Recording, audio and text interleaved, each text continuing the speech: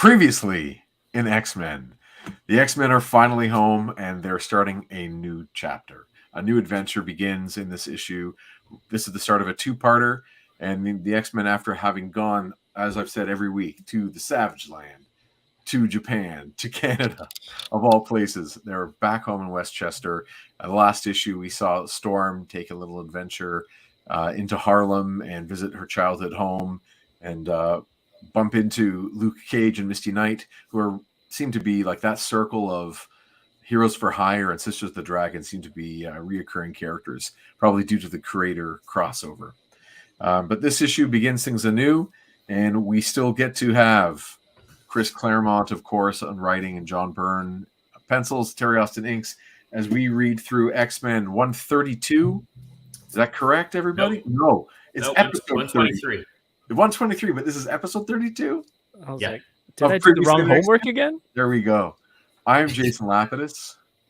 Hey, I'm Chris Sanagan. And we're joined today by our friend Kevin A.K.A Toying Around. How are you, Kevin?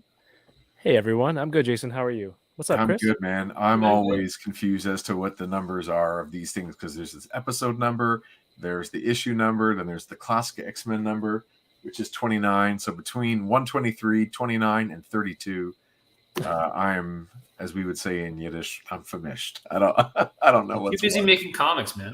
I'm too busy with many things. To me, my ex-friends, says Jason Lowe. How are you, Jason? I'm glad you're here right off the top. And Jason's on his X-Men World Tour. You are promoting some awesome new X-Men stuff. I saw on your socials today, Jason, that you were able to make an announcement about a new project celebrating the 40th anniversary of the New Mutants. Is that correct? And you're involved in a project celebrating the anniversary of the New Mutants. I saw that too. That is super exciting. Can't wait to get my hands on that sweet comic when the day comes. Jason, hey, I have a question for you. Important one, actually, since you're there. Do you have a copy of New Mutants #1, like the original one? And if you don't, do you want one? Because I got doubles. Putting that out there. Just for you, only you. Not to anybody else, but yeah, there you go. And David Cutler says, congrats to Jason. So sick. Yeah, it's really, really exciting watching all of Jason's X success. There you go. 6X. 6X.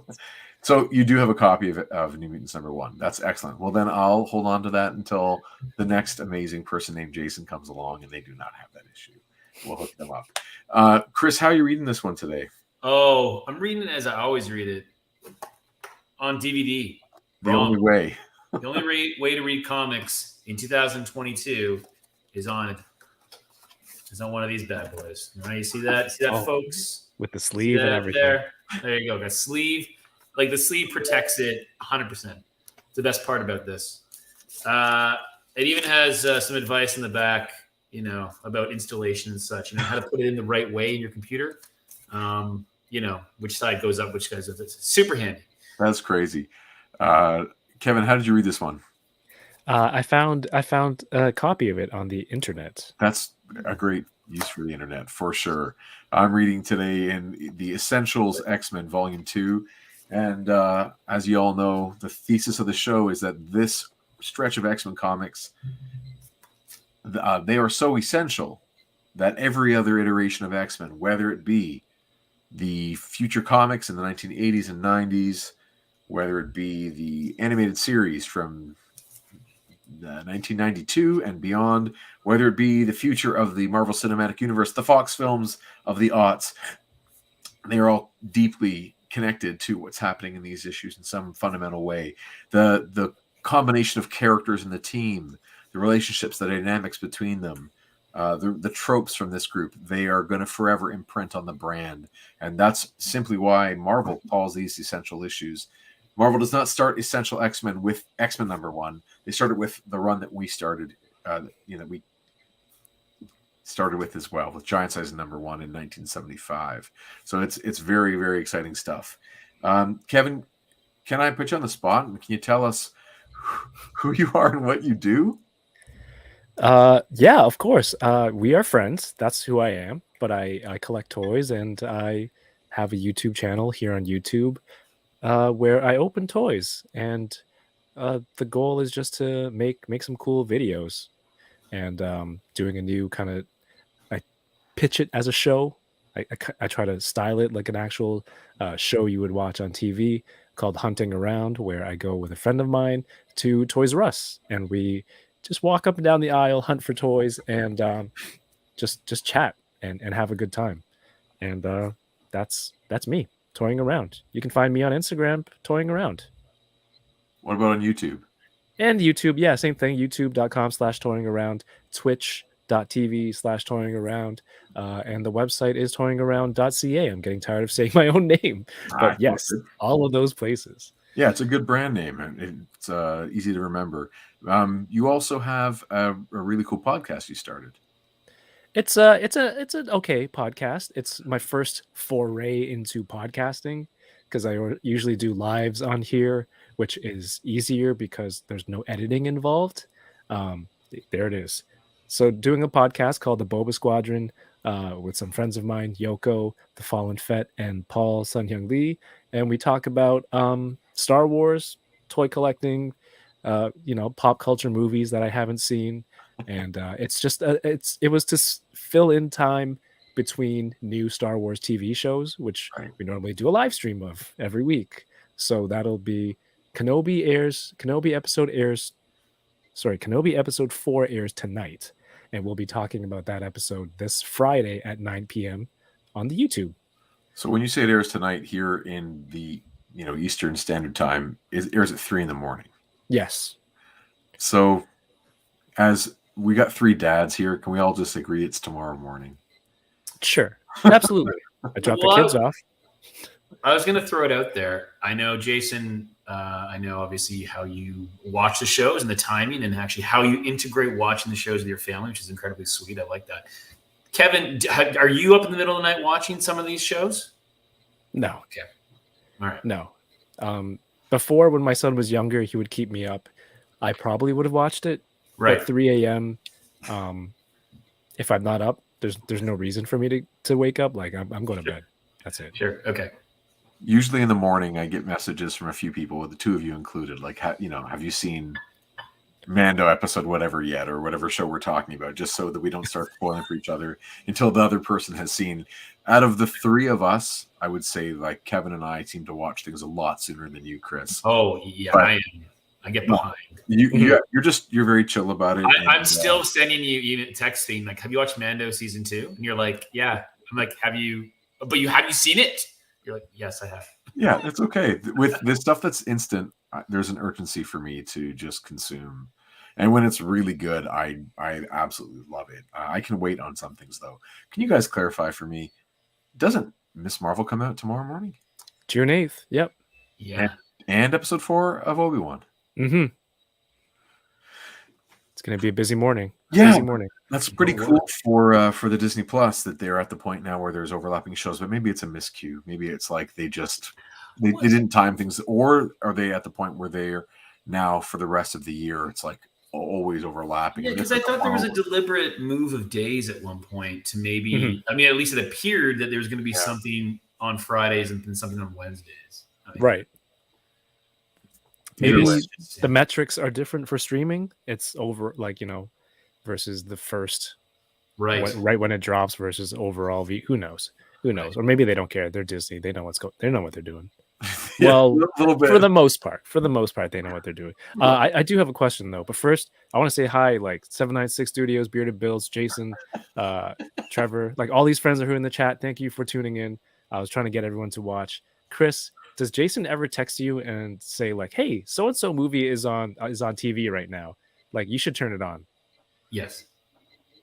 And do you? No. More often than not. He will text me and say, "Guess what I'm watching?" And I'm like, "Well, I don't know, a million movies."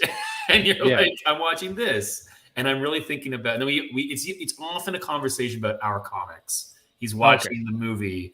And he's thinking about something in our comics. I really like the way this, and he goes, "Then you should watch it." And I go, "That's a great idea." And I don't watch it. Oh, wow. Jason Lowe says there's so much content. And I agree. There's a ton out there, especially if you also have, HBO or Crave, that kind of stuff. There's a ton to catch. And then I wish Kenobi stayed on Friday. Yeah, there's some. I like the Friday morning thing when they had, I think all the Star Wars stuff was coming out then originally. Was it Mando Friday morning show as well? And you have it for the weekend. Yeah. Kind of a neat way to sort of start the weekend. If you didn't have to watch it Friday, you at least could catch on the weekend before everyone spoiled it at work on Monday. Right. Big fan of all that stuff. It is nice to see all these people here in the chat. If you haven't already, click like and subscribe, but please do to the channel as well. Chris and I make comics. You know, we make a comic called Group of 7 Comics. The last issue published was issue 7, which is the start of the new arc of the Peregrines.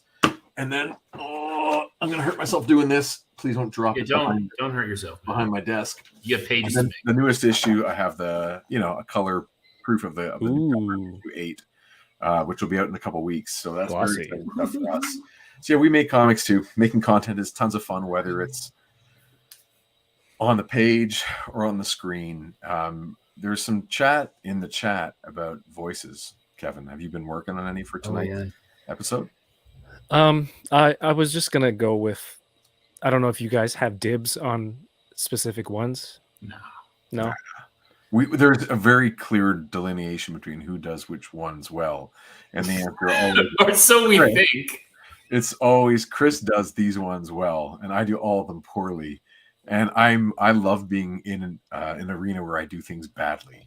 It's you do great. You do great, Logan. You know, like I get to, whenever Chris and I are around and in public, I get to draw in front of people, and not that I'm, good by any stretch of the imagination, but to a lot of people who don't draw, anyone who can draw anything seems to have, some magic power. So I get a lot of public praise when Chris and I are tabling at an event. So I'm very happy that in this forum, Chris, you get a lot of shine. It's nice. Well deserved, and I love it. So yeah, I can do one line of Wolverine, but then when I was reading this issue, I'm like, I don't think I can do all of his dialogue in this issue. You might have to just smoke a stogie first. Whatever you want to do, man. I mean, 92. I mean, X-Men animated series. I've been doing that one line for how many years? Like the sentences in this book are very fresh. It's 30 years. Yeah, of Morph and Jean. That's it. Jean is just a lot of moaning. That's No, but like you're watching it and your parents walk by, you're like, it's a cartoon. So what's the one line you do of Logan? This one's for you, Morph. That's the one. That's great. That's the one. I think you should just, every time he speaks, that's all he needs to say. So I think it's like electrocuted on the fence or whatever it is. And is that what happens to Morph? I forget. He gets something like that in like the first episode. No, Morph gets shot out in the field by the Sentinel. He does a couple of rolls on the grass. Okay. Who's Changeling, right? Was that his comic name? Similar. Similar? Not a one-to-one, but it's similar. Mm-hmm. For sure. Yeah, Chris does own the Irish characters. I can't do that. Okay, is Arcade similar to Banshee? No, he doesn't. Not unless we want him to be similar. I think for the sake of this issue, however you want to interpret Arcade, yes, it's golden. So go with whatever accent you want to do. I see that there's you do all the, there you go, all the Arcade dialogue, Kevin, but you do it like Borat with a twist. I'll do a Borat Arcade, but because he says a lot of his, instead of he says, he just says apostrophe like Banshee does. So I thought, is that written that way because they speak the same? But then I think Wolverine does a bit of that, or was that just right in that era? It was a cool thing to leave out your F's. No, it isn't. It isn't cool. It's just a question of formality, and like, if you look at Arcade's outfit, there's like he dresses like a mod, so he's a young contemporary character who thinks he's cool, from the late '60s and early '70s. Austin speaks in like just a young person's sort of slang. So yeah, he leaves letters out. There's a lot of taking the G's off the ends of words. Like, I'm gunning for the X-Men, but he's also like kind of little and weaselly. Yeah, I mean, there's a lot to get into with Arcade in this issue. Yes. So what an introduction of a character. For sure. Arcade is Scott Farkas. Scott Farkas. I don't get the reference. Who's Scott Farkas? It's from Scott Farkas is the character from Christmas Story. Oh, the other kid? Who is the kid, the bully. Right. You were asking about that last week. Farkas. He's wearing. I don't know if you've seen the movie Christmas Story. In theaters, dude. So that's okay. Filmed in Hamilton. There you go. Oh, really? Yeah. He's got like the little fox head on, and he had green eyes. So help me God, he had green eyes. Oh, I can see that. Carnival. He speaks like a carny. Yeah. There you go. Eli Schwab, our guest last week, kept calling it like welcome to Moida World. Do some moitas. And Sure. I don't know, 1930s. Yeah, certainly. We're gonna do some moitas. I don't know, whatever that kind of Groucho Marx, Disney. Bugs Bunny. Bugs Bunny. There you go. Yeah, it's New York stuff, like vaudevillian. Yeah. No, there's all of that theatricality brought into the character for sure. He's a weird one. I'm also reading it this way in Classic X-Men, number 29. It's like the mask. Great cover. Is it a great cover? It's really, really creepy. Like, I think there's a lot of Joker in this, and the mask, as you said. The mask, yeah, that's what I'm thinking. But we'll get to the back. John Mulaney. This is a Kieran Dwyer cover, and I think it's the last one. So we're going to move on from Kieran Dwyer to a different artist next issue. And you're touching it with your bare hands with no gloves on? This is classic. What are you talking about, man? This is Classic X-Men. It's from 1980s. It's from about 10 years after the X-Men original issues were published. This is probably about 89. And this is like a comic I had when I was 13, 14 years old. And I would even open up the old ones too and read them. I'm not precious about their condition to the point where I won't touch them. I mean, it's like, wouldn't you play with an old action figure? Yes. Okay, then moving on. But I love looking at your collection, by the way, when you have like this display. And I've always given you a hard time about the orangeness of some of your X-Men, particularly Wolverine. Speaking of orangeness, I went to dig this out for tonight. Nice. Ooh. Just for you. How is he the top assassin in the world? I mean, I don't know. Do you like that head or the carrot top? Oh, yeah. Take his head off. Ooh, that's creepier. Yeah, I don't know how he's the top assassin. But it's the shoes. Shoes. The shoes do it. They do. They're platform shoes. Oh my goodness. Jason Lowe says Mulaney. That would be a really fun casting as well. If he has more gears. I mean, I know that we've seen a little bit of him with his acting. And bring John Mulaney into MCU as Arcade. As Arcade, I think, or at least do the voice as John Mulaney. That would be good. Just his regular voice? Yeah, I can see that. David Cutler. His regular voice. His regular voice, which is also Spider-Ham, which is also exactly. Tons of fun. Chip. I haven't watched it yet, but I've only heard good things. I keep eyeing that Obi-Wan you have, the Hot Toys. So, Chris, have you seen a Hot Toys before? No, I'm gonna say no. Okay, so that one there, it has a name. It's not like Nomadic Kenobi or Wandering Kenobi. Yeah, what is he called? This one is the Sideshow Mythos. Mythos, okay. And the Mythos ones are usually a different reimagining of a familiar character. They have a Mythos Boba Fett also. So this one was before Kenobi came out, the TV show, and it's a cross between like Alec Guinness, Ewan McGregor, and how Obi-Wan would have looked on Tatooine in the years that he was there protecting Luke. And then as I'm saying this, I'm realizing like, will this figure become obsolete based on some of the choices in the show? But sure. But that's I think one of the great things with action figures and comics is when these, when it's actually specifically Disney, when Disney makes a move to change continuity or like create more continuity, it eliminates these little pockets from its canon. Like is that a Stormtrooper's shoulder? Sure, why not? Yes, right? No, he's got his clone armor right here. Oh, that's rad. Personal moisture evaporator, sure. Tusken rifle, gaffy stick, Qui-Gon's lightsaber, Anakin's lightsaber. Right, of course, because he has to give it right, of course. Yeah. Yeah. And I love like the torn larger robe, like the brown robe is just messed it's a up. beautiful figure. It is fantastic, but like when Disney does fill in these gaps in continuity, it eliminates these other things where creators had lots of lateral room. And like the Marvel comics of the 70s and 80s, with Star Wars. Like they're all now not canon, but there's some really fun and weird, quirky, vibrant Star Wars that was created at the time that is now, Is the Battle for Endor canon? No, but it What? doesn't matter. That's part of the fun of it. Is like you don't have to. As far in my head, Chris, the sequel trilogy isn't canon. Like it's just gone. Those Ewoks saved the day. Well, I don't. Not the Ewoks. I mean the like Rise of Skywalker, like that sequel trilogy. Sure. They're just like it's an idea. It doesn't have to be the. All right. So X-Men, right? That's what we're here to talk about. Let's get on. Good warm up. Good warm up. Thank you. So we got a cover here from Dave Cockrum, as we've had many times. I'm just going to put my hot take here. I do not enjoy when Cockrum draws small characters on covers.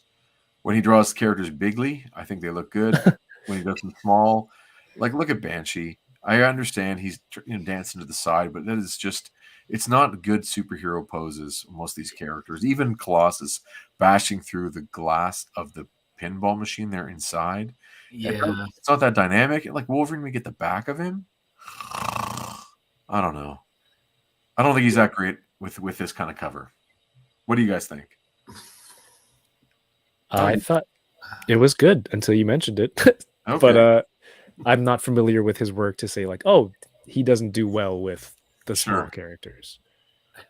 Jason Lowe says the Battle for Endor can be canon. Yeah, okay, it's fine. That's exactly acceptable. Do what you want with it. I think, given that the upper half of that comic art is like the title and then a massive picture and then a big picture of Spider-Man, there's not a lot of room, right? No, there isn't. So they've really stuffed in a lot in the top half, and then they've kind of squeezed in some things, probably to the detriment maybe in the bottom half. There's a lot going on there, but you're right. I think almost, that's not like what's meant to draw the eye is Arcade's face, and then of course Spider-Man. Agreed. Like if you pick this issue up, whoa, Spider-Man's in this comic. Yeah, I agree with you. And then also the characters are supposed to be under glass. Mm-hmm. So their colors look to be faded a bit, like Cyclops, Colossus, Wolverine, Nightcrawler's red. They're all like toned down. Yeah. Which doesn't help the dynamics of the cover. But Banshee, that pose on Banshee's just... Is he trying to are his hands on the glass cover? He's like lifting up? He's miming. He's like flying and then hit the ceiling. Right, that's what he's doing, right? Okay. Yeah, it doesn't really read great. Just another thing to throw out there. There was a previous Arcade interaction with Spider-Man with Captain Britain in Marvel Team Up 65 and 66, written by, of course, Chris Claremont and drawn by John Byrne. So wow, there is some recent history between Spider-Man, Arcade, and these two creators, which is kind of fun. Yeah. There you go. Okay. It looks amazing for ants. Nice reference. I love it. Yeah, I got to watch that movie again. It's a good one. It is. I should show it to my kids. Of course, when you see this not colored, like that toned down thing isn't there. It's just that's what happens with the colorist choice. Maybe the editor. Who knows? So let's tear this one open. Oh, one last thing. Take a look at the X-Men logo. Yes. Can you guys see through it like I can? Yes. Isn't that cool? I love that we can see through the ad of what's going to be underneath when we flip it over. That's from the scan. Right. Yeah. Yours are scans, right? Scans, yes. Yeah. Scans on CD-ROM. DVD-ROM. DVD-ROM. And by the way, there's also support tech help if we run into problems. There's a phone number on this DVD. Okay, let's crack this one open. See if it's still in operation. It isn't. All right, let's get into this. There you go. Battlestar Galactica. That's what we can see through. Yeah. Yeah, that is a dope shirt too. That big one. That full color T-shirt that's in black and white. I love how the ads like full color. Yeah, black and white. Too bad. So one of you guys, I'm getting some buzzing on my end. I can hear. I don't know if it's from someone's phone near there. Okay. Oh, it went away when Sanagan moved. Chris, you have to stay in that pose for the rest of the night. Listen, stop me if you've heard it, but this one will kill you. Oh my goodness, such a long title. Like, not Yeah. only is there a title on the other page, there's now this subtitle, and it's just very long. Amazing title. And we get credits again from Chris Claremont, John Byrne, and Terry Austin. It's their production. Right. And there's that noise. It's one of the two U's. Must be me. Could be some feedback there. Okay, it went away, but so now you just can't move. Just don't move. So that's interesting, by the way. Claremont, Byrne, Austin production. That's the first. So we've seen Claremont and Byrne teamed up on credits before, and now Austin's officially, I suppose, in the mix. Even though, right? I mean, that's a big thing to have 3 creators to not associate an actual activity just as a production. And it could be a sign of a few different things. One, it could be that they're talking to Terry about how this is going to get made. 2, it could be that they're just mixing it up and how they want to give credits to the reader. They're just giving us some variety. Or 3, that there was some passing back and forth of some of the artwork between Byrne and Austin, and they're just don't have to go into the details for the reader's sake. They're just giving us that generalized version of it.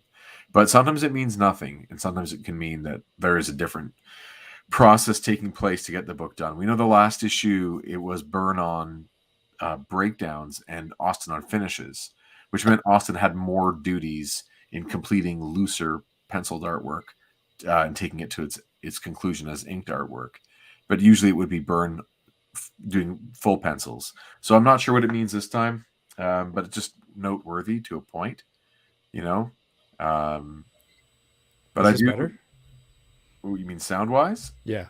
Well, do you guys hear when it does go a little when that wire, whatever that high pitched noise? Do you ever hear when it comes on? Do you hear it now? I don't hear it. I don't hear it. Heard it, but I haven't heard it in the last little while. Okay, well then we'll pretend it doesn't happen and we're good. Let me know. I mean, I hear it like a tiny bit, but I don't want to nitpick. We'll see if anyone in the chat mentions anything. If it's bugging them, then we'll have. I got a snoring dog in the background. I don't know if that's... No, the snoring dog is always welcome. Snoring dog is always welcome. All good. I also love this page because it just takes one really good piece of architectural landmark to really set the stage as to where this is and what's happening. The other buildings you can innovate and create your own look to them, but as long as you get that one famous arch in Central Park right. It's Washington Square, isn't it? Washington Square, sure, whatever. Well, Trevor would do. Big fancy New Yorker. Moving on. I do like, by the way, the dialogue at the top. Yeah. It's springtime in New York. For some, a time for love. For others, a time of misery. I like the dialogue. Coming in hot, Claremont. When he's talking about him being a cheap date and all he can do is take this girl who is Sissy Ironwood. Sissy Ironwood. Before we get onto the dinner, what he's going to buy her for dinner or what he can afford, calling a character Sissy Ironwood. They're just having a laugh. Like, we're going to, like, just why don't you call her Sissy Hard Dick? Like, it's just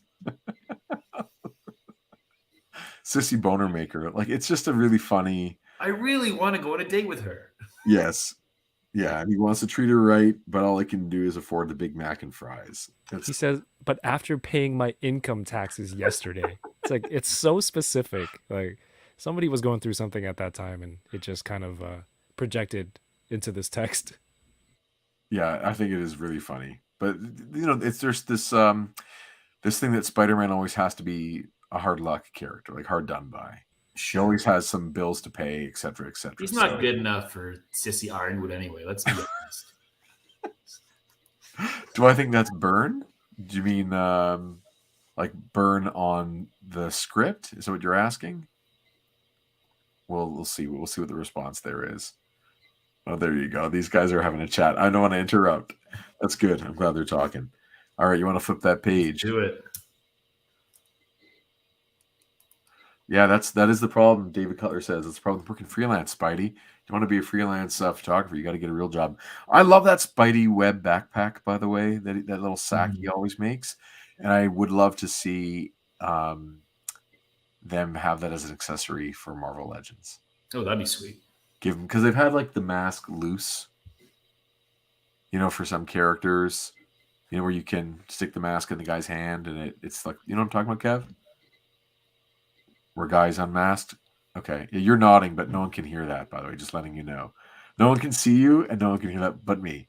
I So- always thought as a kid it was cool Sorry, that I'm Spider-Man trying to would fix web my up his street clothes somewhere Yeah, for quick change afterwards. I always like that. I like it too, but I think they should give him the web backpack.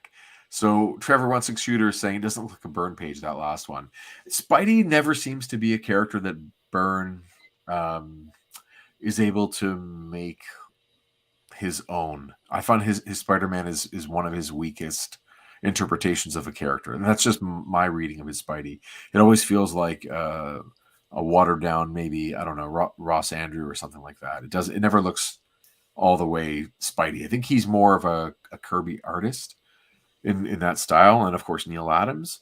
And Spidey is a caricature, right? Like Spider-Man is not a human look. Like his body moves in ways that are anatomically incorrect, which is one of the reasons I think a lot of people love the Tom McFarlane Spideys, because it's so out there and he takes these poses that are so unnatural. I think Byrne is a little bit tied to reality too much, and maybe that's why his Spidey doesn't resonate. Do I think he drew it?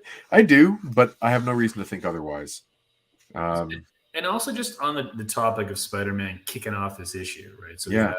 like there's a narrative device here where we are, the story, we follow the story through Spider-Man's eyes and actions, which is very cool, I think, as a device. But just in terms of looking at like Spider-Man 70s, X-Men. So the X-Men book is doing really well. We've talked about that, right? It's now monthly. Spider-Man is the best-selling book at this time. It's up there. Up there. And by 79, you're getting like Conan, and the Conan Right. franchise books are huge sellers. That they're multiple titles, but they're paying for the license. So keep that in mind. Right. Star Wars is a book that sold so well it almost saved the company from possible bankruptcy, and so it's again, they're paying for that license. Spider-Man is doing so well that they have him in multiple titles. Okay. So they've got at this point, obviously, Amazing Spider-Man. They have Marvel Team Up, so he's in 2 titles. FF is still doing well. Avengers is not doing big numbers, but X-Men's now like carrying a huge amount of the load. Right. So, I guess it's, I mean, we've seen things before where they'll pop in characters on books that aren't doing well so they can boost sales. This seems, just like a natural, hey, let's put Spider-Man in an X-Men issue. It just seems kind of strange a little bit, because the X-Men have been, pretty much their own book for a good long time. Like our entire run, the guests haven't been this large. I think also, and I've talked about this with Kevin and with our friend Troy a couple times. Like I'm trying to figure out, the X-Men really do exist as their own franchise. Like they don't need the rest of the Marvel universe. Right. If you want, there are enough characters. Like even as a toy collector, if you just collect X-Men toys, like it's a ton. There's so many. There are generations upon generations of characters, both good guys and bad guys, and characters that have crossed over both ways. So they do work independently. There don't have to be any other heroes that they interact with in New York, but it is kind of fun when they do. Just for the fanboy, it's fan service for us, I think. But it's neat that they run into each other. One quick thing, I'm watching the chat here, and Yoko and Jason Lowe are talking about the Super 7 stuff, and yeah, seeing all those Joes on pegs in the Toys R Us. Jason, I empathize. I can't say any more than that. But man, seeing G.I. Joes on the pegs at a Toys R Us was like total time trip back to the 80s. Really, really cool. And Jason also comments that he loves how Spidey looks here in panel 2.3. How charming he looks. Right there coming down. Hey, guys. So wait, can you hear me now? We can. How does it sound? It sounds good. It sounds sexy. Is it better than before? Sure. Okay. Are they on a date? They are. So just to catch you up, Kevin, the X-Men have gone through some harrowing times. And while they were fighting Magneto in a volcanic lair near the entrance of the Savage Land, Jean Grey and Beast got separated from the rest as this volcano collapsed on itself. And so Jean Grey and Beast think the X-Men are dead. the X-Men think Jean Grey and Beast are dead. And they've then gone their separate ways. The X-Men took months, I think, to get back home. And Jean, meanwhile, is in Scotland on Muir Isle with Moira McTaggart and the other Havoc and Polaris. I almost said the lesser mutants. Sorry, Jason. Wow. She's there. Well, at this point in time, they're not X-Men. They are supporting characters outside of the mansion. So she's there, like, recuperating and kind of figuring out what's what. So it's basically it's a plot device to keep Jean and Scott apart for as long as possible to create more tension. Just seems strange to talk about your ex on a date, you know. Well, He also not the greatest or the most perceptive on dates. we also didn't really see Scott and Colleen like see it really come to fruition. It sort of happens off panel, and we sort of see hints of it as things go. And he one could say, in the way that Claremont writes him, he has not been mourning Jean because he knows on some level she's not dead. So he's not like every time he had a chance to like mourn her, he just feels kind of nothing. He's numb inside. But I think that's part of. He knows it's a comic book. It's like Ashley. or he knows that like she's gonna turn dark or whatever. I don't know. But it's Claremont is writing some trouble. That's all he's doing. He's setting things up so that there'll be. But you're right. It is pretty funny to say, "Hey, what do you think about Scott?" Oh, nothing much. Just my dead ex-girlfriend's parents. What about you, Colleen? I'm not thinking about that. Where do you see this date going? Yeah, where do you see this going? Jason, I don't know. I also would read an X book with Jean and Madrox, Havoc, Lorna, and Moira for sure, especially if you were working on it. Write that book, Jason. At this point in time, when this comic was happening, none of those characters had the development necessary to capture my imagination as a 10-year-old. That's all I'm saying. Nothing personal about anything today or anyone's taste. It's all good, dude. But feel free to bust my balls about it anytime you want. So Spidey's coming to say hi. They make reference to the fact that they, Colleen and Peter, have had interactions in Marvel Team Up Annual 1 as well as issue 64. And of course, issue 65 is when Spidey teams up with Captain Britain and fights Arcade, 65 and 66. So this is all stuff where Byrne and Claremont are involved. So they're just referencing their own little universe there that they're working on. Smelling their own farts is what they're doing. This is also creepy. Like, how are Misty Knight and Iron Fist? They still, passionately. Yeah. So, checking up on other characters. Spider-Man is. Oh, they're it's so passionate. They're chafing. Like it's, rubbed raw. And then he says, "Far out." I'm gonna go meet Sissy Ironwood right now. Good time. Tell her about my ex-girlfriend's parents. Yeah. And so, meanwhile, this ominous garbage truck with a driver with a really interesting logo it might be hinting at something. He's talking to himself about the boss. Would love to get his hands on the wall crawler again. Love it. I love wearing the insignia of your assassin boss on your hat. Totally. This guy just needs a name, though. We've noticed, Kev, that in every other comic we've been reading, Claremont kind of insists on naming extras and like bit part players, guys who like drop off the pizza or whatever their job might be. They keep getting a name, and it's awkward. And so this guy needed a name. He should have said, "The boss would give his soul to get his hands on that wall crawler again. He'd say, Ray, you did a real good job with that garbage truck. Oh, the boss would be so happy." Like he needs one more line where he refers to himself. He does need to refer to himself. Ray, you drive the best garbage truck in town, but no one appreciates you, Ray. Maury, boss will never respect you. Come on. Shake it off, buddy. Okay, anyway. Can we add the word dumpster in front of the name? Dumpster Ray? Dumpster Ray. The garbage truck. Here's Dumpster Ray's big chance to shine. Yeah. And then, this is such a fun comic book thing that can only work in a comic book. The garbage truck pulls up, doesn't hit them, but like at lightning speed, Sflang, like this I giant, love slang. this I've never giant seen that arm one. vacuum thing Yeah. flies over top of them, and I I guess just noticed this. The sanctum is in the background. Yeah. oh yeah, I didn't notice that. That's awesome. Isn't that wild? It's right there. That is really cool.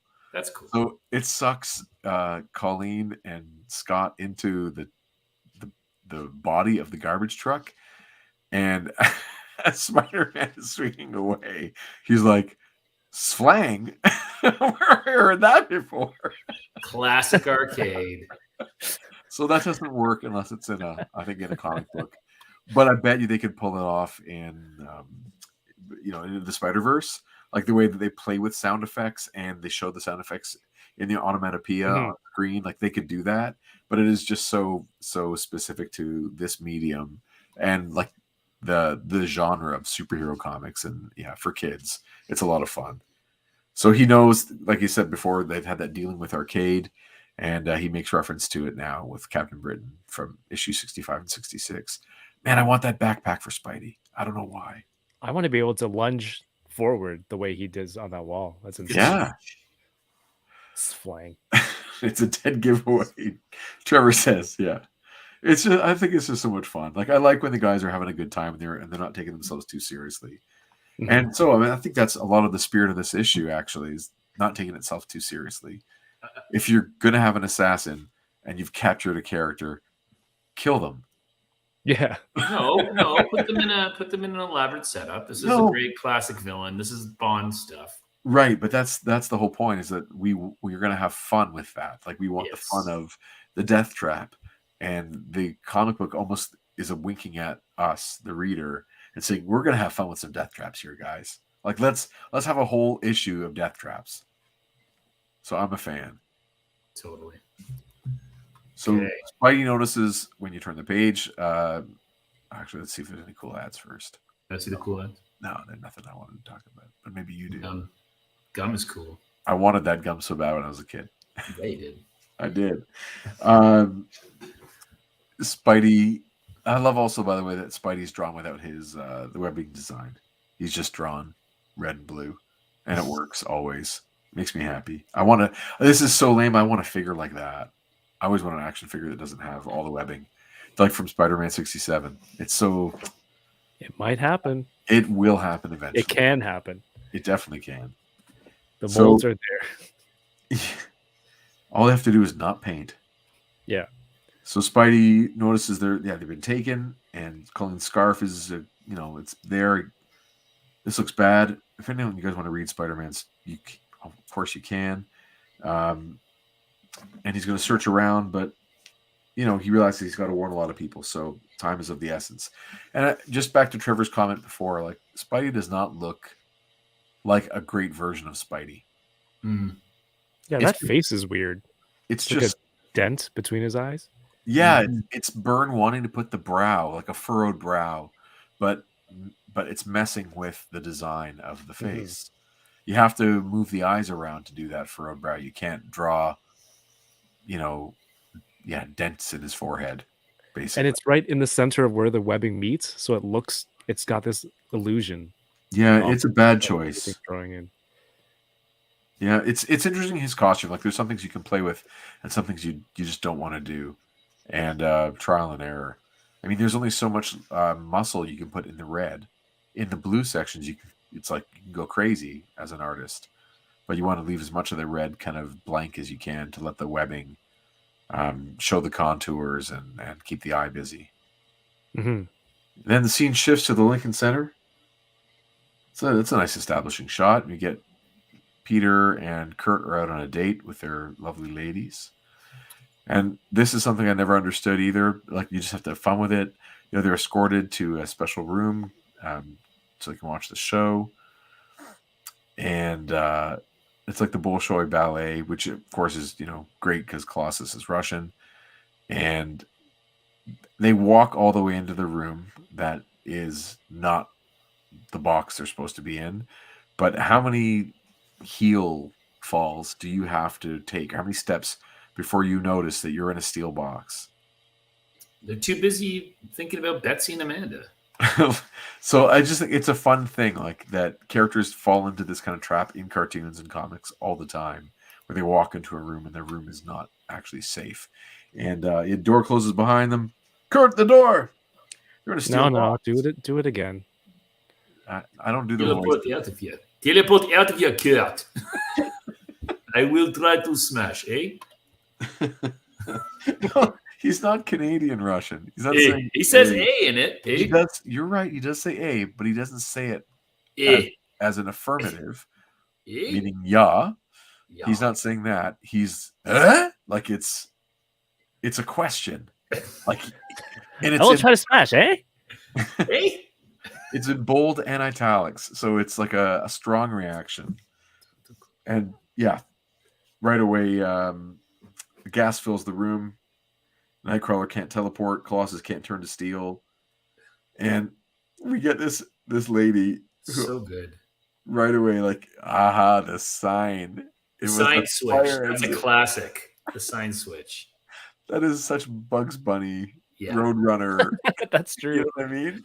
Then the helicopter takes the room It's away. so Roadrunner and Wile E. Coyote, right? That's Yes. exactly what it is. So where was this helicopter? The while entire they time, were- Yeah, it's so the helicopter's hovering over the building, being silent, hovering above the. This holding room was the sticking in out. place. Sticking Let- out at the side of the building. It could also be, of course, that there are like 10 panels that actually happen between those two. So, she removes the sign. The room is on scaffolding of some kind. And they're like, and what was his name? Was his name Ray? I forget. What was Maury? Yeah, okay. So Maury, or whatever his name was, is like there now and he holds up the cable with the ring in it so that the helicopter hook, and then the helicopter lowers its hook and he puts the ring through the hook, and then Is that in the classic X-Men issue? You know how Claremont likes to add in scenes 10 years later? Is that in there? it could be that, and then it takes the room away. Right. And where else have we seen this, where helicopters or airplanes take away rooms? Bugs Bunny. I have one example, and I'm wondering if anyone else thought of it too. Doesn't it feel familiar? I'm thinking about it. Is I it don't know, like like a torn James away? Bond? In Batman Forever, in the opening sequence, Oh, no. Two-Face, or they call him in that movie Harvey Two-Face, he takes away a bank vault. Oh, With yeah. Batman trapped inside with the really annoying security guard. Oh no! And he whines. He's just a very, very whiny guard, and there's acid, and eventually that's right, takes the guy's hearing aid, like, and then Cracks opens the cracks safe, the lock, right? and then he torches the cable and uses the bat line to like angle and swing the safe right back into the spot from whence it came, and then he goes and fights Two-Face in the And you think that was the worst part of that movie? It's boiling acid. That's exactly. It was terrible. But anyway, so I have not ever seen The Prisoner, Trevor. That's fun. And I know it is a genre classic. Who is number two? I've just kind of learned about it from The Simpsons mostly. That's right. Yeah, but is it like, how many seasons did it run? And was it like on Chris? Where did you see The Prisoner? I saw it on video when I worked in my old days at the record store. When I did that job in university and high school, we'd have copies of used videos that people would sell to us, and we'd resell them. And there's a collections of Prisoner stuff, and I'd watch it. And it was good. Yeah, I mean it's of its time. It's like late '60s. It's very much, but I definitely was introduced to it via The Simpsons. Right. And when they're trying to escape the leader, right? Like. Right. Leader being, and Marge escapes, and that little orb comes out and chases after her, and then instead gets Hans Moleman. And but that Patrick McGugan, right, is the actor, and he was always he's number 6, and he's on this prison, this island. He's always trying to figure out who number 2 is, and like he'd always get gassed, be like, "Who is number 2?" Ah! And then just gas him where they put a syringe in him or whatever, and he'd wake up again. And yeah. And the whole point of the show is the guy's a prisoner on an island. He's trying to get off the island. Yes. And then it has like, plot. It has like twists and things, and he's kind of like a secret agent. You know, why is he there? Who is he there? Who's holding him? That kind of stuff. I wonder if it holds up. 67 to 68. There's only 2 seasons. Very cool. 17 episodes. Yeah. Can people see the helicopter pilot's text there? I don't know if you can see it in the chat. Or people watching on YouTube.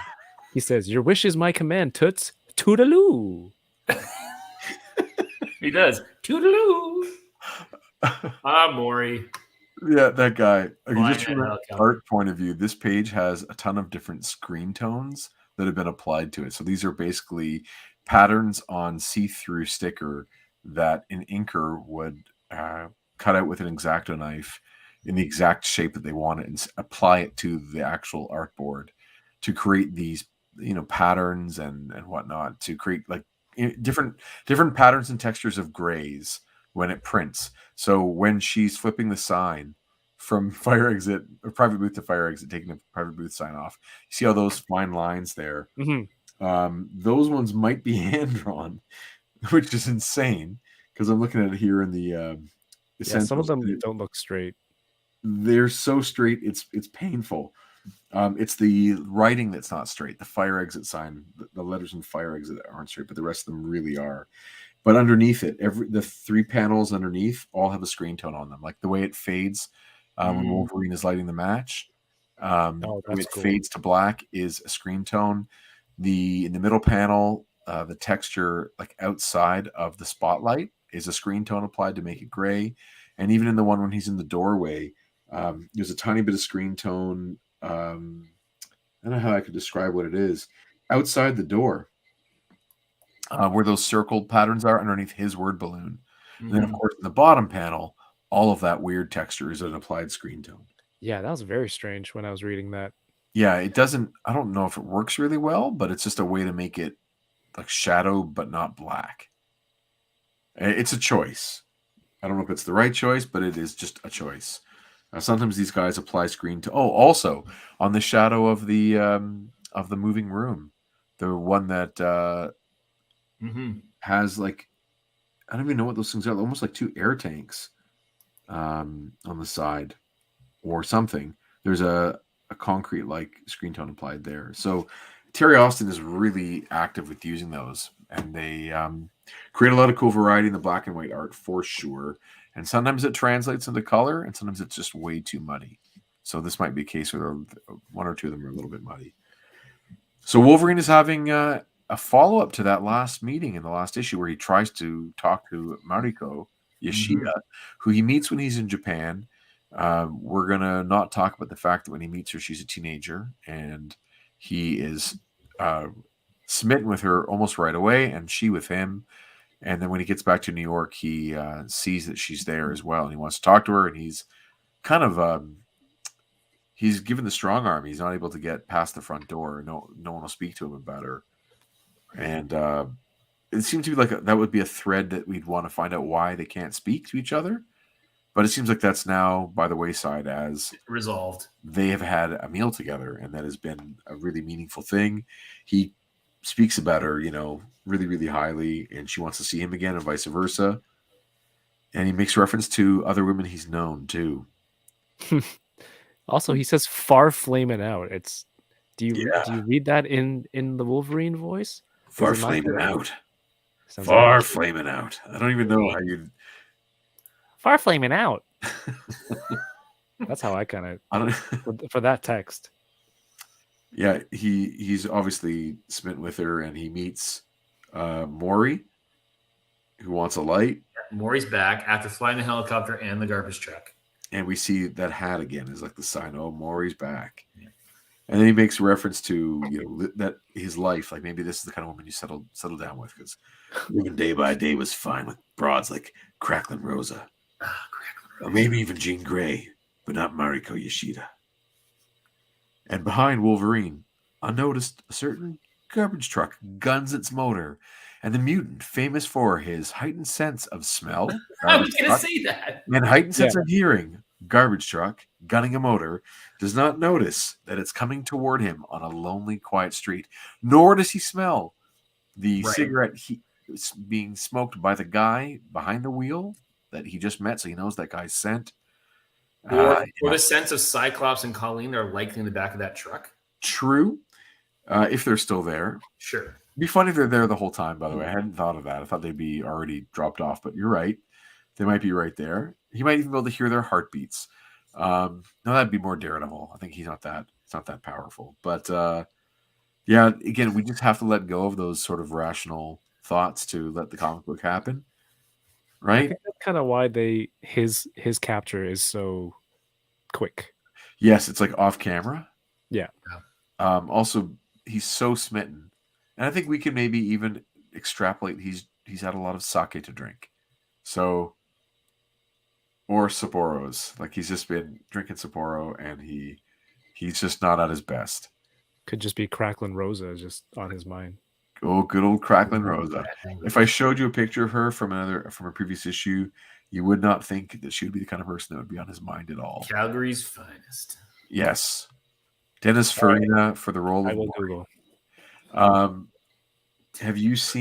Has anyone here seen that show on Crave, or I guess it's on HBO, called We Own the City? No, Nope. is Dennis Farina in it? No, John Barenthal. Oh, okay. Barenthal plays a cop in Baltimore. Oh, I've heard of it. And he's at a strip club. And there's a stripper with a particular physical characteristic that I would have preferred to reference with Cracklin' Rosa, but it doesn't work because you guys don't know it. So, is Wolverine immune to drink, though? No. He just takes a lot more to get him drunk, but he gets drunk every single day. And that's why, but it wears off fast. So he has to drink constantly to get buzzed. And that way he doesn't have to think about the dark things in his past.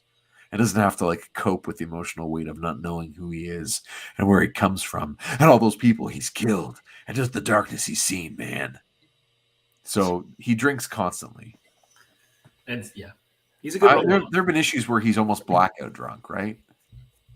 But it just, again, it wears off fast. Moving on. Yeah, his body just processes the alcohol faster, his healing factor. Yep. Yeah. Faster than Chris Sanagan. Oh no! We all know that's not true. Who can down pints of Guinness faster than. Right away, let's just talk about that nipple. It's the first thing I see on this page, or on these two pages. But I got to show you to contrast. Because in classic X-Men, it is not so. So that's your scan that you're showing on the screen. Okay, hold on. Ready? You guys ready? You're ready. Enhance. There's no nipple. See what I'm talking about? Yeah, there's a mark. Yeah, her right nipple is where it always was. Her left nipple is gone. Been removed. There you go. I understand. Oh my god. Classic sexy naked Storm.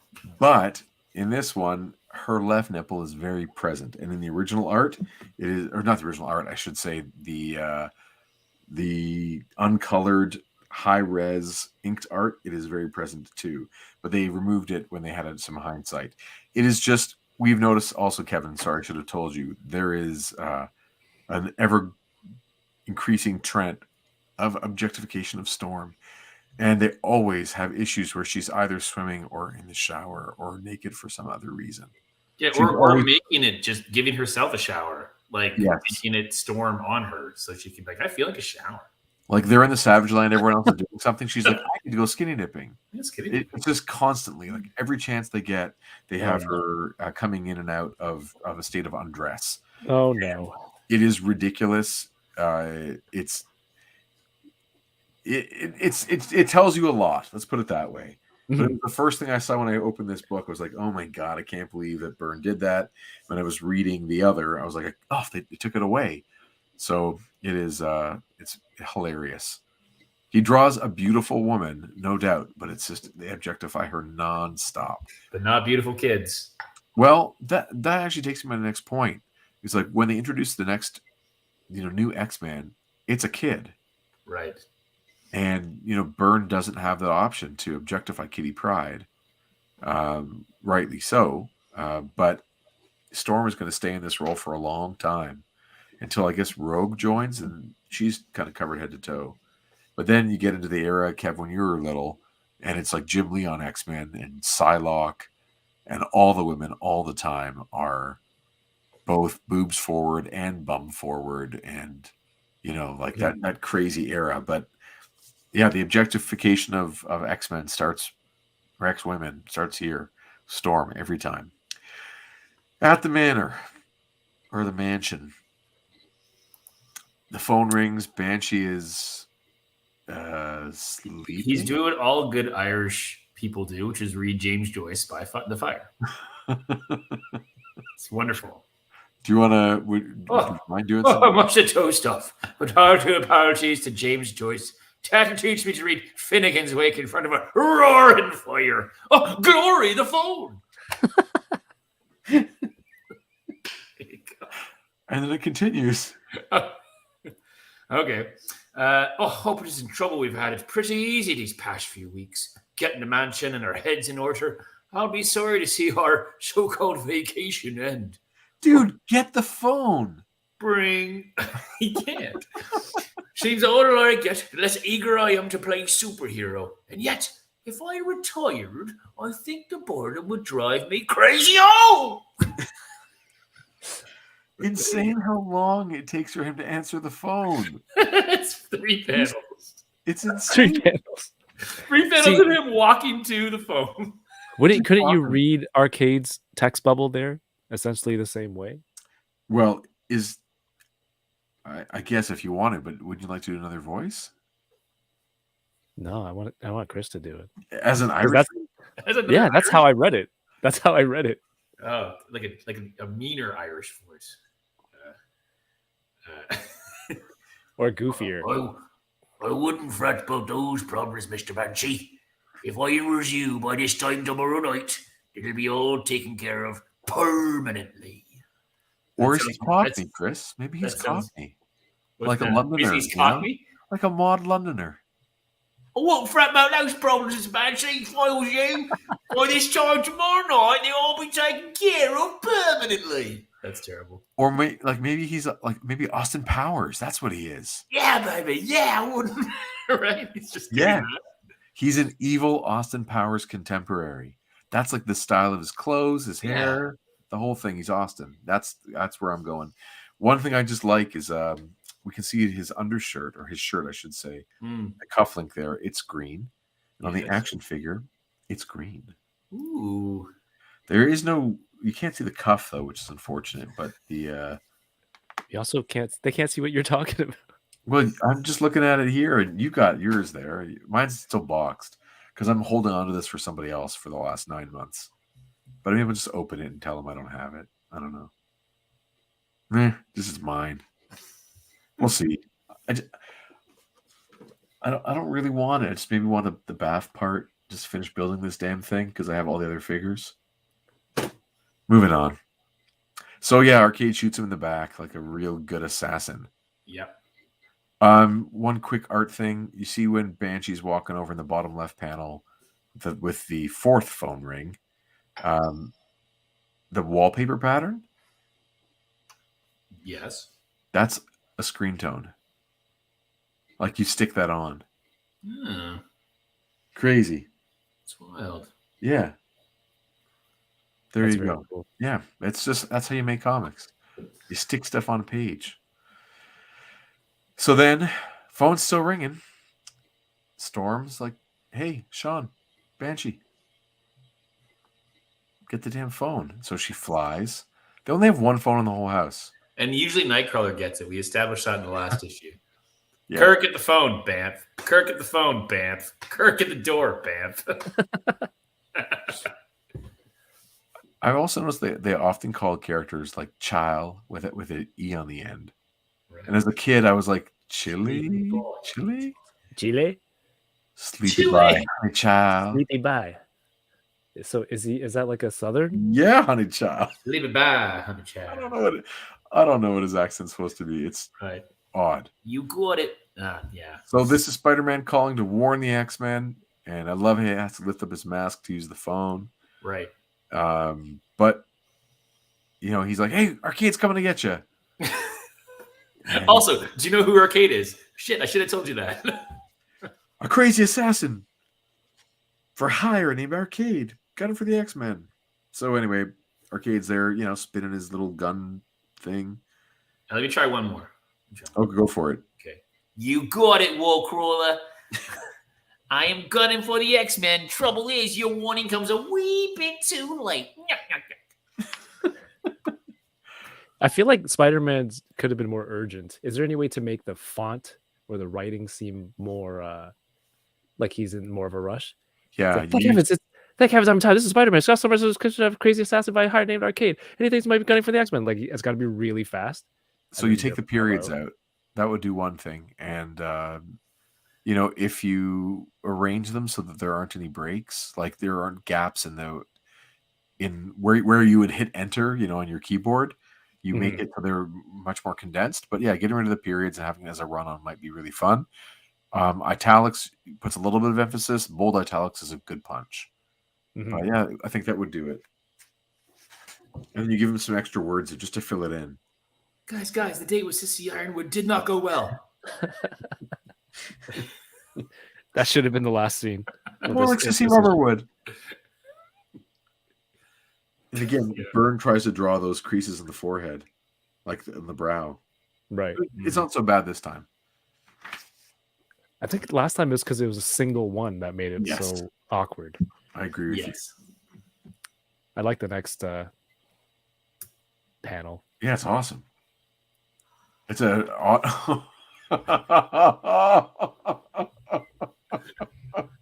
This is like your favorite comic book ad page of all time. Yeah, Jason. Maybe obviously, the Star Wars action figures by Kenner one is just phenomenal. I love these weird drawings of. Oh, I thought you were talking about the OJ ad. I love the idea that there are drawings of action figures that are already off model, and the drawings are off model of the action figures that are off model. I think it's just such a fun thing to have. And then also like the collector's case, and the little toys. Those are really cool. Those are very cool. I love that. And I think anyway, and the OJ ad. Come on. Just like the juice. You know, it's like that we're going to turn the page and it's going to be a Bill Cosby ad. Oh, no. But anyway, fun times. You never know. Oh, that actor from the Naked Gun movies. Exactly. Well, he went to Las Vegas. And after he was in Vegas. So yeah, this is great. Spider-Man like losing his cool, right? He's rattled to his core. Sissy Ironwood. You only get one chance at the gal like Sissy Ironwood.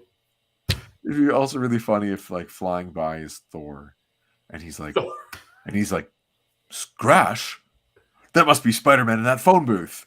And he like, I know that sound. I know that sound anywhere. And he flies down to check on his buddy. Is that within Spidey's character to be that? To do something like this, especially over the X-Men? It's not worth it. No, I don't think it is. Strange. I think if it had been like after Spider-Man has been tormented by Arcade for, you know, weeks and weeks, then like the thought of being that close to it and then having it, you know, take his friends, like then it would be, you know, like Aunt May. Aunt May's been captured by Arcade. And now he's going to smash through. Right. This doesn't feel like it's consistent with him. I agree with you. And then Arcade, I'm coming after you. Bye now. That's good. And the dude in the right, jeez. The guy says jeez and walks away. Jeez. Maybe he should be like a bad Mark Wahlberg impression. That might be a good one for arcade, like a Boston guy. Anyway, Maybe. okay, maybe not. Moving on. I don't know. I like the speed at which Kevin read that. That's Yeah, cool. me too. I heard Yeah. like a Wahlberg thing going I on. like it. So Scott wakes up. They're all in glass balls, guys. Yeah. They've all been dressed. I love this also in comics. Right. They're all I wrote that down. They're all who dressed them? Right. So someone had the pleasure of, and we don't see at all how you get Wolverine, keep him unconscious, all that kind of stuff. Get him in this, get him dressed, and have him not wake up and spear you, and gut you with his claws. That's one of the panels that Claremont added 10 years later, where it's just like a whole section of Wolverine being like, just that's it, put my costume on. Little do you know, I know all about it. Oh yeah, put the boots on. Oh, I'm gonna get you. Like just waiting. This is the part where I was like, oh, so they got Wolverine, because it was kind of right ended in the last time we see him, and then now you see him in the bubble. Actually, sort of the next page when he's bouncing around. Then I had to look back, and I'm like, right, how did they get him? But I guess not important. Totally not important. They just imply that it happened and moving on. I also love with Byrne's design of Cyclops' boots. They just get like more bell-bottomy and more bell-bottomy all the time. Like they look so cool. And eventually one of the artists, a few years later, it's going to be like down to his ankle with bell-bottom boot cuffs. They look so cool. I love his Cyclops. All right. So they're all awake. Thank you, Miss Locke. Right? They're getting his stations ready. Oh, the guy he's there. Does he get a name? Mr. Chambers. Mr. Chambers. He's Maury Chambers. Maury Chambers. He gives the systems update, and they basically plays the pinball machine. He has this elaborate setup where he can play pinball at his control station, and it somehow makes the pinball in the murder world go. And they bounce the same way. It's just bonkers. But it's so appropriate for it. Like, I think, and maybe this goes back to the idea of having fun, especially with this issue. It's such a comic book kids thing that as a kid, you're going to pick this up and be like, I mean, aside from calling it Murder World, might be a little heavy on that. But like the idea where I've got a mini pinball machine that activates a larger pinball machine where all these of my captors will go and will have to face off against threat after threat. Like it's a wonderful kids comic book imaginative device. Yeah, it is tons of fun. And if you were a kid that played with action figures, and you have a hodgepodge of different sets and, a bit of Lego and maybe a train set and maybe you have like a mini pinball machine or whatever, like all these different things that you've kind of gotten over the years, you can build your own crazy land that characters have to go through, like to walk their own gauntlet. Right. Murder World and the amount of times you've already seen that Arcade could have just killed the X-Men. Oh yeah. Like he shoots him in the back and incapacitates him in the mansion. Like Banshee and Storm should be dead. Sure. Right now. So for him, it's like the fun of it, right? He's sure. Yeah, I know. It's just, it's great because he's the greatest assassin in the world. But, and that's, like the whole Austin Powers or Dr. Evil, right? When he's Scott Evil's like, we can kill him right now. I have a gun. I'll get it in my room. It's like, Scott, you don't understand how this works. Yeah, we've got a toy with him. That's the fun of it is to relish in the experience and to give the X-Men a fighting chance to escape. Yeah, and to give us like some real visual chops, right? Some real fun. Yeah. Death trap action. It is a lot of explaining, but it really is quite clear when you read it. They're all going in these different holes. You can see from the drawings which characters, which Colossus being the biggest with these broad shoulder points. Nightcrawler looks like Gleek the space monkey because he's got that tail, especially in the bottom panel. Got the tail. Page 15. He looks so much like Gleek the space monkey from Super Friends. Wolverine's got his ears. Banshee's got the wings on his suit there. So you can kind of tell who's who. It's fun. Let's see what happens to them. Murder World. Murder World.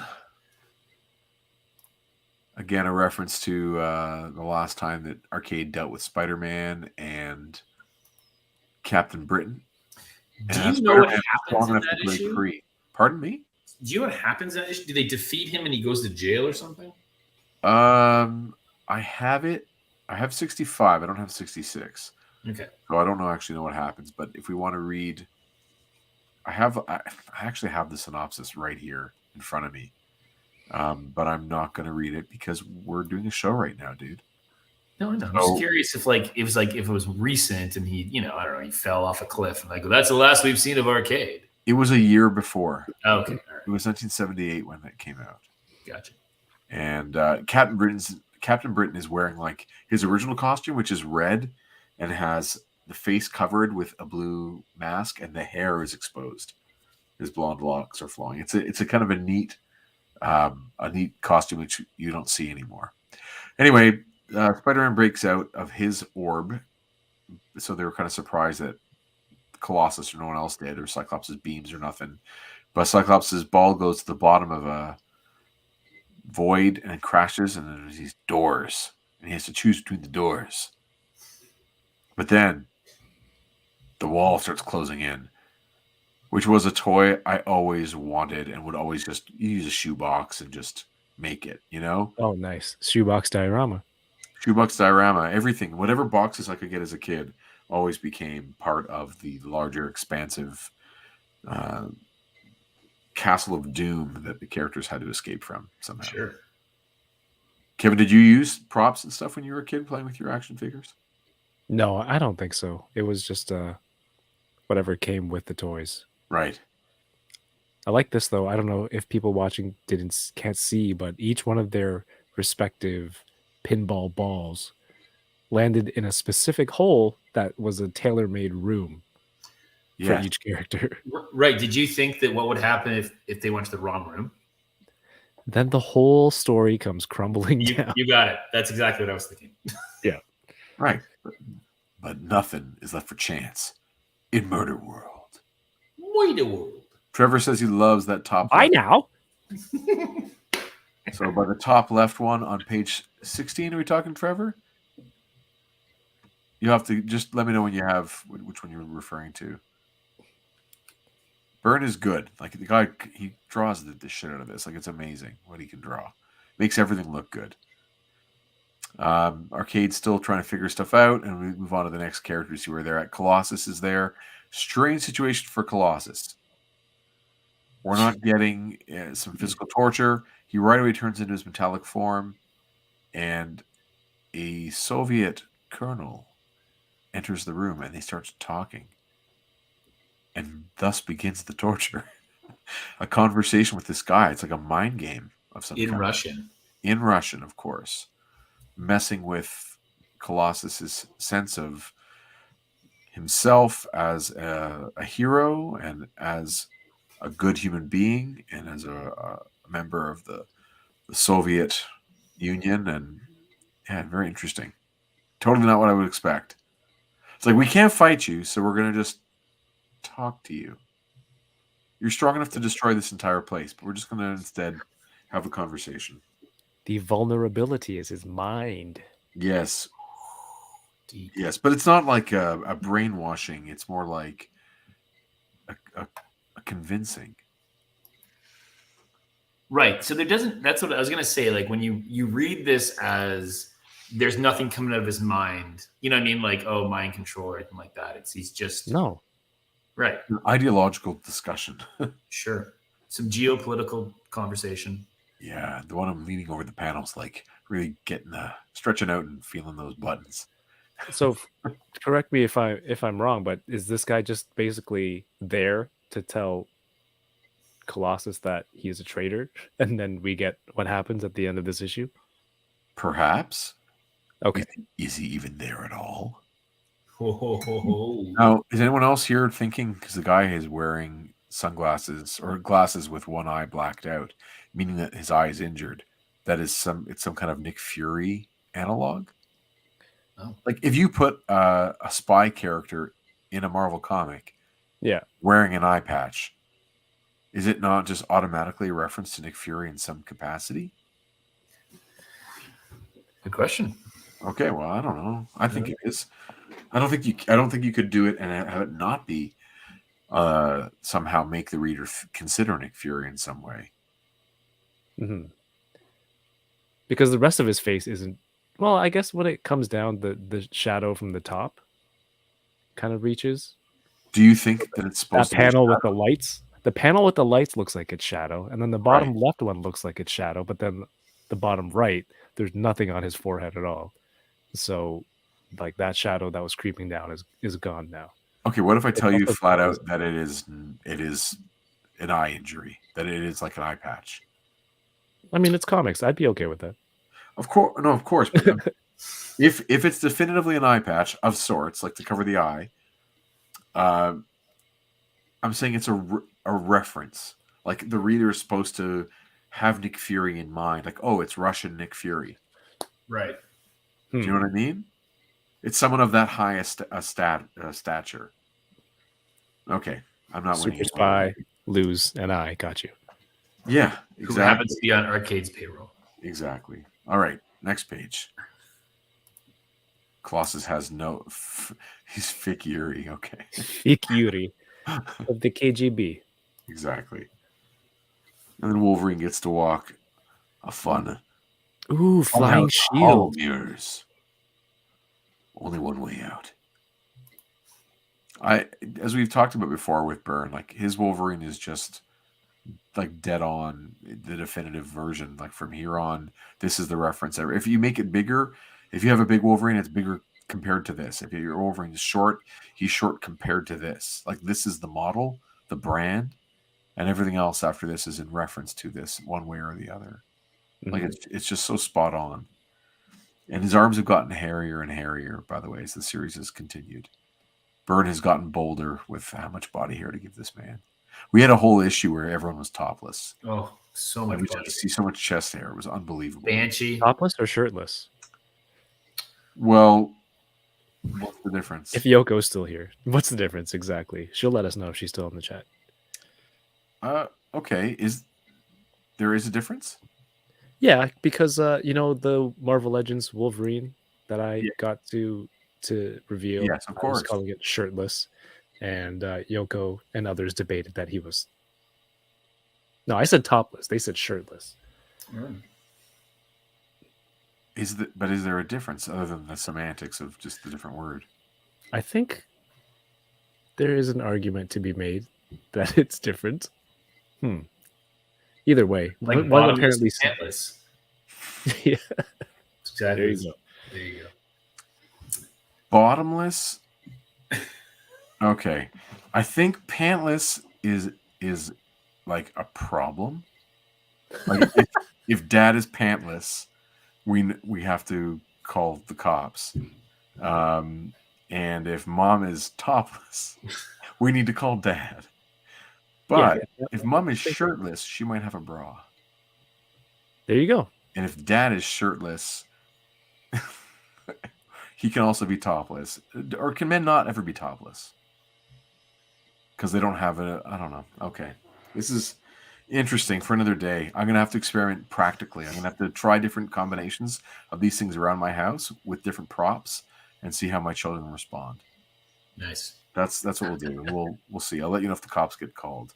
Trevor says, if he was wearing a shirt prior to not, he's shirtless. If he was wearing something that was not a shirt, topless. Thank you. So it's Wolverine in his, which costume was it? Brown suit? Yes. And he's wearing just the brown suit pants. So he's topless. He's without top. But was he wearing... But that wasn't a shirt, was it?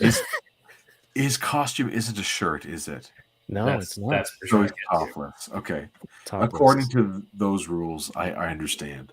So Lawyered. we're dealing with now weird reflections that have become practical and they come out of the mirrors. Yeah, how do robots come out of mirrors? Are they robots? They're instant androids. Instant androids. That's amazing. Love them. I love them. But maybe, yes, hologram, I don't know what they are. Instant androids. Doesn't make any sense to me. But anyway, we love them. And now we switch over to see Nightcrawler. How awesome is that bottom left panel? You like that with the eyes? I love it. I love it. And Bird can't resist that one little line again, right? That A same brow. thing with Spider-Man's mask. Yeah. And we see he's in a circle. He's inside like a curved bottom room. Yeah. Was East? You know what that means? No. It just means what is. It's, Oh, yeah. it's like an incomplete sentence. Like what Was the? East this? Exactly. Was And then this? in comes Man thing. Carnival Dodgem cars. With Dodgem buzz saws on them. with buzz saws. These are the sharks with laser beams on their. These are absolutely sharks with laser. That's what's happening here. And so he teleports and avoids getting zapped by the sharks with laser beams on their freaking heads. Freaking sharks. And one catches him on the back somewhere. Back of his leg. Yep. Yeah. That should take him right out. That's Now here, the world's deadliest assassin, and here's his quote. Ready? Time to go. I do so hate the sight of blood. You're a murderer. Your home base is called Murder World, but no blood, please. no. Quick. Sure. Okay. Now, also, we need to let you know, Kevin, Banshee has, in saving the planet, or I guess all of Japan, Banshee used his powers to the point of exhaustion. He tore up his throat so bad, defeating Moses Magnum and the Mandroids, that he doesn't have the ability to he's injured. So he doesn't want to use his powers, which means he also can't fly. Yeah. Like no sonic scream, no flight, no nothing. So that's why he's already rubbing his throat, kind of. Just got his fists and his wits. Yeah, if me vocal cords. Right. There you go. So And he was just shot. He was just shot on his tramp stamp. In the house. Sorry. Say that again. What's that? He was shot. They shot him in the back in this tramp stamp. Oh, Just remember? Do you At the think mansion? Banshee has a tramp stamp? try and get the telephone. Kevin, are you projecting? That's just the general space of that area. Also, is it really necessary to put him in the gray space if he has no powers? Well, he could have this just, panel? of course, killed him. That's That all. too. None Right. of this is necessary. He's got to kill them. He's got to kill them instead with Nazis, right? Yeah. Arcade's That's like, true. I know what the Irish hate: Nazis. What? So is it supposed to make him think about the Blitz? You know what I mean? Yeah, right. The blitz that didn't happen over Dublin. I don't know. Well, maybe Arcade is not savvy enough to know that there are different parts of Great Britain. That it's just if you're from Britain, It's a very weird. I mean, Like- I mean, each of them has these weird tortures. Obviously, this one Yeah. is bonkers. Just because, I don't know, Nightcrawler one is kind of okay, he can teleport. So maybe if he goes in the ceiling, we'll have stuff that can get him to the ceiling as well. You know what I mean? I don't know. You can maybe this one is just kind of oh god, yeah. It's just rotting potatoes everywhere. Potato blight, and he just cries. He just cries. I'm being strafed, he says. Right. It Oh, is we weird. being strafed. Do we get the impression that he was involved somehow in World War II? That he had an He's what's that group? What's the Captain American group? Oh, the Invaders. Yeah, he's an Invaders quality hero. That would be cool. I didn't mean that way, but he's already an adult by the time he comes into Right. contact. He's seen as the old man of this team, right? Yes. Mhm. So But that's is it all- possible that he's just that he served even in World War II? He'd have to be really young. Okay, then But I like the idea of that, though. sure. It's kind of a fun thing to play with. I like the bomb that says bomb on it. Yeah. Yeah, crazy stuff. So again, I love this. He says even without me power, I can't tell what's illusion, what's real. His power is going to help him there. Yes, because the sound, like And if I guess wrong, even once, oh, you've had it. his sonar can help him determine Right. what. Well, it's real enough to blow up around you, pal. True.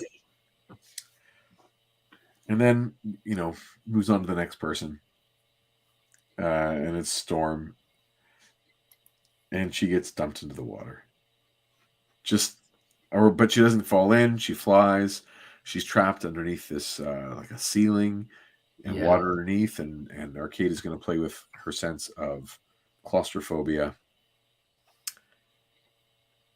And she tries to use her powers, her lightning powers, and when she sees a mechanism there, and it seems to bolt back at her, and she gets electrocuted. And then we're back at the beginning again, and Cyclops is using his powers. And this is an example of that thing I liked. The thing I liked. We were talking before about like using the lettering within his blast. Right. Zrak. I like this. I just wish it wasn't white. Well, and he does it on the next page too, right? I think it's cool. I think it. Cow. Can you imagine though? Like if you don't put it there, you're blocking art. Right. And this seems to just work better. It seems to be included better, especially in the next one where Wolverine's slash goes over top of it. Yes. It shows you like it doesn't really matter if we can't see the whole S or the whole H. We know those are S's and H's. Would you prefer it in red instead of the white? So it's more, or a different red, or maybe in so that red is made up of 100% magenta and 100% yellow. Like so, there's color plates. There's 4 different kinds of ink that they put on these pages, and it's just percentages of those 4 different inks that make up the way this looks. And with that version of red, that's just a magenta with a yellow. And so if you instead of maybe 50% of both, probably could still read it, but it looked like it's included in the power. If you really wanted to go one step more, you wouldn't even have the outlines of the letters, like that black line. You just have it. But it gets complicated because the people doing the coloring kind of need the line to know where to cut out the color.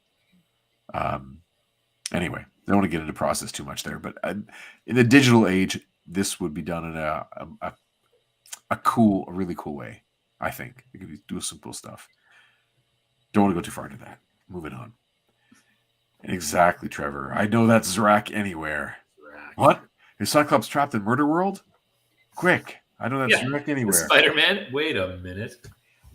So he's got to figure what to do. He's got to blow down one of these doors. We did miss a real opportunity here for Cyclops to say something like, I just keep playing his games by my rules. And Cyclops doesn't play that way, mister. Like, shoots the wall, So he takes a shot. We don't see what happens. We have to wait and see later. Did he get out? Who knows what? We see Wolverine is trying to handle these, what do you call them? Instant androids? Instant androids. That's like instant coffee. Mm-hmm. Yeah, he's making short work of the first one, and now he's on to like the really burly one. And they're getting replaced as he knocks one down. One more is always coming after him. We see Cyclops has gotten there, and he's knocked off that lanky one for him. Huh? What's that? I like Wolvie's in this half sexy pose. He's twisting. And in time for like a backhanded compliment. Totally. Well, they've been bonding a little bit of late. Stupid sexy Flanders. That's totally stupid sexy Flanders pose. Psych. I hate to say it, boss, but for once, I'm glad to see you. Also, these shorts feel like I'm wearing nothing at all. Nothing at all. Nothing at all. Nothing at all. Nothing at all. The instant android starts repeating it too. Nothing at all.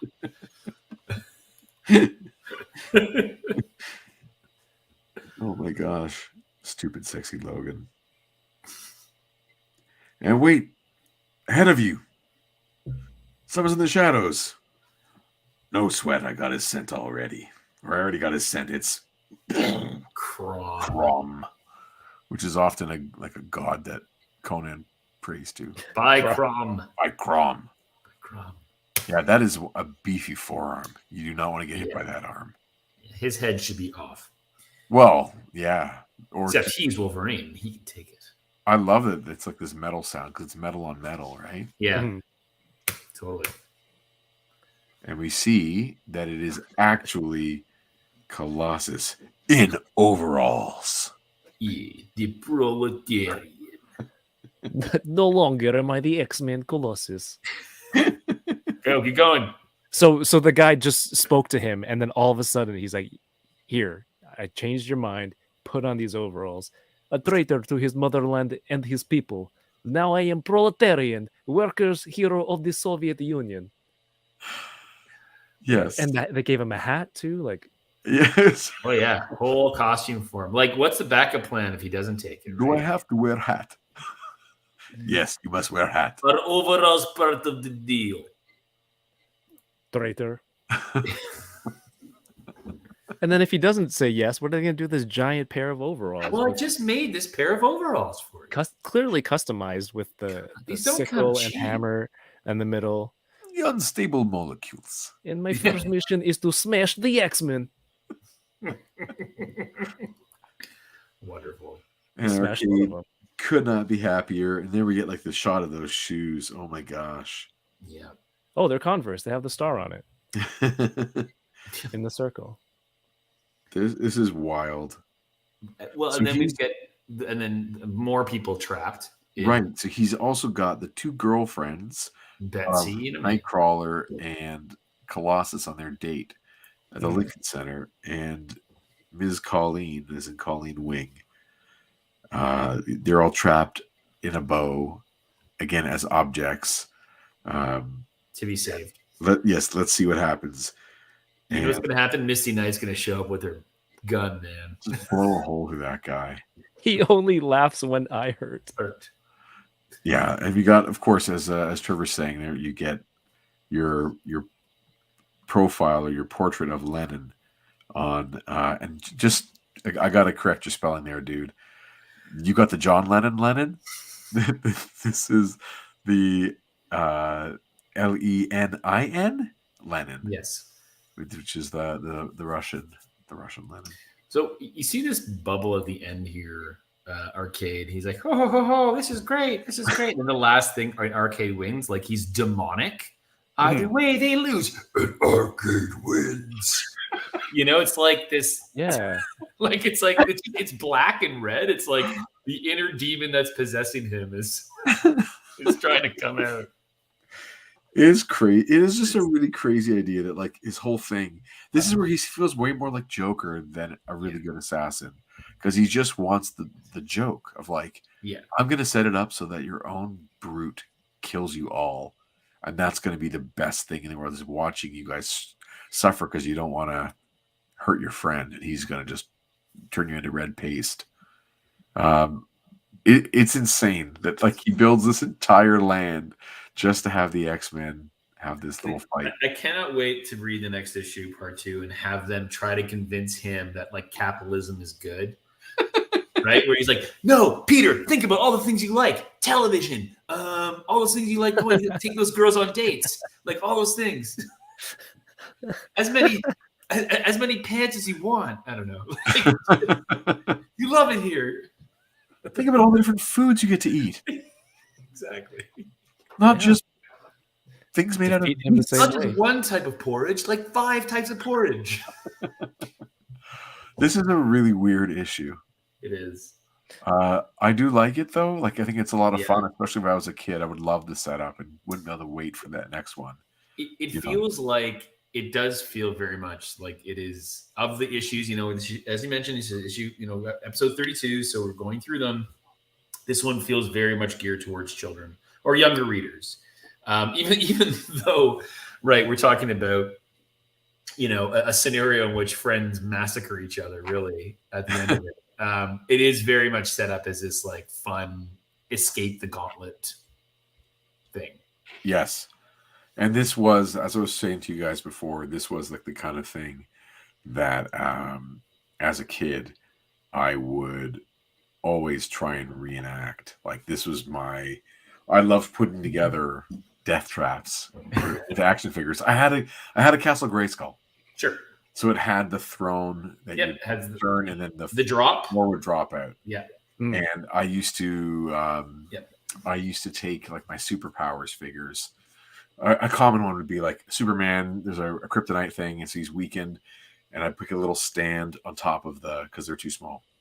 A little stand on top of the trapdoor with kryptonite in it, Superman on top of it, and I had a noose that was taped to the top of the castle. And I have Superman in it with the noose on. It's And dark. so he's like, he can't get out of it, and the other You're a heroes sick man.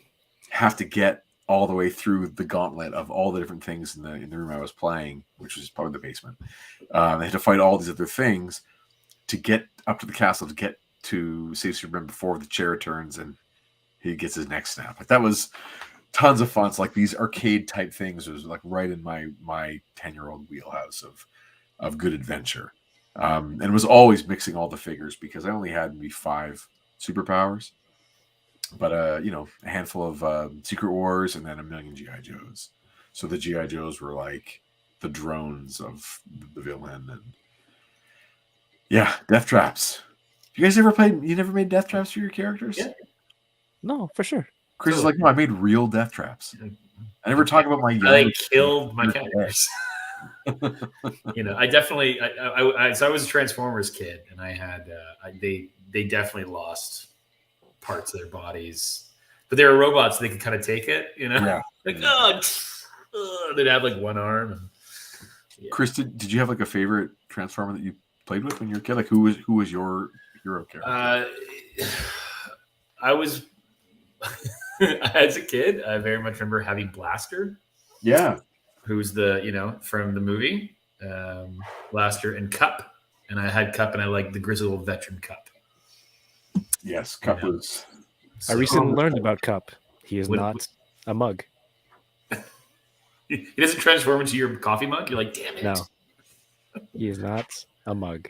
I still can't get over this whole next issue. They're going to defeat Colossus with capitalism. It seems like this propaganda comic book. It's like that they would circulate during war times. Yeah, it's like, it's going to be the best issue ever. That's so awesome. this is in these classic X-Men issues, Kevin, they have a reprint of what we just read, plus they have a backup story that is new. So it's written of the time that we're reading, but it's created at the time of the publication. So this is 10 years later. Okay. So this is a story about Peter going back to Mother Russia, going back to Siberia. Storm flies him over the pole and drops him off, lets him have a dinner at home with his family. And this is like the back cover, this is the story of him getting into those overalls. This is how he gets into those overalls. So you see, like, he goes and has, like I said, meets Eliana, his sister, and stuff again. Right. We all know as the character known as Magic. That's right. So this is also no longer John Bolton. This is an artist named June Bridgman. But anyways, yeah, so she gets dropped off. He gets dropped off. Anyway, don't want to go too far. Do you see the American flag? Sorry, flashback. Sure, there's actually it's neat. Oh, okay, it's like a border. Okay. Yeah, there's a whole bunch. It's like a Cold War kind of motif. Yeah, they've got Russian missiles there, and wow, nukes. X logo. Yeah, you get everything kind of happening. It's all it is very interesting. Anyway, so he goes back and he kind of gets into argument with his parents a little bit, and they think he's making up some of his stories as an X-Men. They don't believe everything. He visits the grave of a person who died in a conflict that he would have been there for had he stayed. Right. And so he realizes that he has been betraying his extended family by not being available to fight in their conflicts. And so anyway, there's an incident. He has to use his powers. Obviously, this happens all the time. His clothes disappear. He does the whole using his powers to help tip over this truck and put out the fire. And he's smoking hot, and they pour water on him. He sizzles. They sploosh on him. Sploosh. Oh, that's not. Oh, jeez. And his sister's like a tea kettle. So she likes it, and then the survivor comes, and he says that he's a traitor. So this sort of plants that seed in his mind that maybe he could have done more. And then he actually gets taken prisoner. Wow. And he lets himself be taken. And then there's this guy. KGB. KGB. Yeah. He's the Comrade Colonel again. Oh, is it the same guy? Yeah, well, it's got the same thing. Well, yeah, look at that Right? thing, right? He's Where are got his that eye eyes? thing. So one eye is blacked out. And they have a huge long conversation. Like, this is a lot of text. Hmm. And he lets Peter go and basically tells him, yeah, you should just go back to America. But if you do, you can't come back. Wow. So that was it. But what I can't figure out is, like, if you're running this story at this point and trying to tell us that it is happening, like, maybe just before this, then is that character the same guy? But you wouldn't have two different guys that look the same. Or is it happening in his mind? Is that like the thing that he envisioned? Like projects on him or something. Right, that makes him think. So it's kind of a little bit abstract in that sense. I don't know if that really happened or not. That's just what he imagined is the right thing. But yeah, really weird. But I do like that back cover. Yeah, Cool. it's very nice. He's topless. And pantless. Pantless. Yes. But Yeah. he is not bottomless. He's not bottomless, so he won't go to Which he can easily get another top and pants in a capitalist society when he gets back to the States. or just because of unstable molecules. All unstable molecules. Yeah, it's all good. So I'm gonna say that's been a good long night. We're at an hour 45. Kevin, where can we find you? Instagram.com/toyingaround or toyingaround.ca. That is crazy. That's a lot of places. And can you tell us who your guests are on Unboxing Thursday this week, or who your guest is? This week is my good friend CJ, who works with Four Horsemen and does a lot of great soft goods for a lot of toy brands that collectors might know already. And this month, just trying to highlight a lot of Canadian collectors who create a lot of cool stuff. That's awesome. Canadian collectors. That's Yes, very indeed. cool. Yeah. No, that there are so many in the community up here. That's a fun thing to do. Is there a reason why it's this month? Is it like leading up to Canada Day? Is that your? Yeah, I think so. I like to think so. And then, of Very course, episode 2 of Hunting Around should be out near the end of this month. Maybe That's the very exciting. 29th? Got Nice. some editing to do. Yeah. That is very exciting. And Chris, anything you want to plug? Well, hey, friends of comic festivals, and if you happen to be near Toronto or come to Toronto or in the Greater Toronto area, Jason and I are going to be at Toronto Comic Arts Festival, TCAF, not this weekend, coming up next weekend. It's at the Toronto Reference Library. That's at Bloor and Yonge, downtown Toronto. I'll be there all weekend. Comics. I know a few of us in the chat might even be there as well. It's going to be it's an amazing event. Yeah, we'll have our comics there as well.